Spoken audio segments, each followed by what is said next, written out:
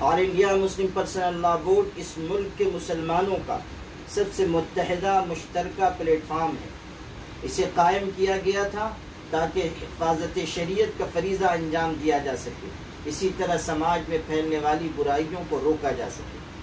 اس وقت جو صورتحال نکاح اور شادی بیاہ کی تقریبات کے سلسلے میں بن چکی ہے، مسلم پرسنل لا بورڈ کو اس پر تشویش ہے۔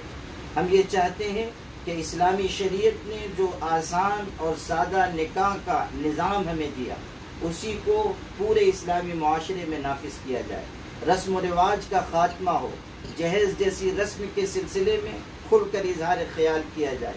اس کے علاوہ جتنی خرابیاں ہیں ان کو روکنے کی ہم بھرپور کوشش کریں۔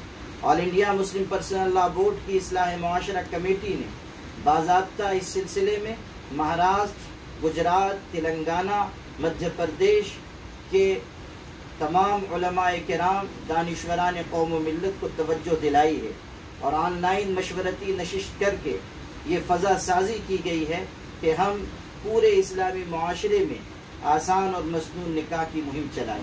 الحمدللہ آج بروز اتوار 14 مارچ سے انشاءاللہ مہاراشٹر میں بھی 10 روزہ مہم برائے سادہ اور مسنون نکاح چلائی جا رہی ہے، اور اس مہم کے دوران چھوٹے چھوٹے جلسے بھی ہوں گے، کارنر میٹنگ بھی ہوگی، اور سماج اور برادری کے ایسے لوگوں کو جو مؤثر ہوں ان سے ملاقات کر کے ان کو اس طرف توجہ دلائی جائے گی۔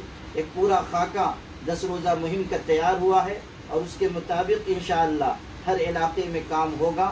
مجھے امید ہے کہ آل انڈیا مسلم پرسنل لا بورڈ کی اصلاح معاشرہ کمیٹی کی طرف سے کی جانے والی یہ اصلاحی کوششیں اپنا اثر چھوڑیں گی، اور آسان اور سادہ نکاح کی راہ ہموار ہوگی۔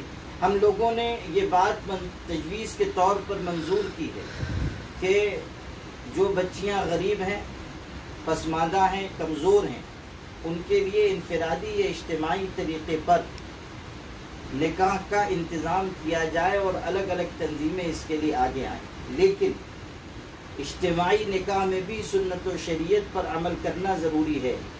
یہ نہ ہو کہ ہم اجتماعی نکاح کے نام پر پھر وہی رسومات انجام دیں جن کو ہم روکنا چاہتے ہیں۔ اس کا بھی خیال رہنا چاہیے کہ جو نمائش کر کے ساز و سامان دیا جاتا ہے، یہ غریبوں کے احساس خودداری پر ایک طرح سے چوٹ پہنچانا ہے۔ یہ طریقہ کار مناسب نہیں ہے، اس کو بدلنا چاہیے۔ اور اگر ہم سادہ اور مسنون نکاح کی بات کر رہے ہیں تو اجتماعی نکاح میں بھی ہمیں اس کا بھرپور خیال رکھنا ہے۔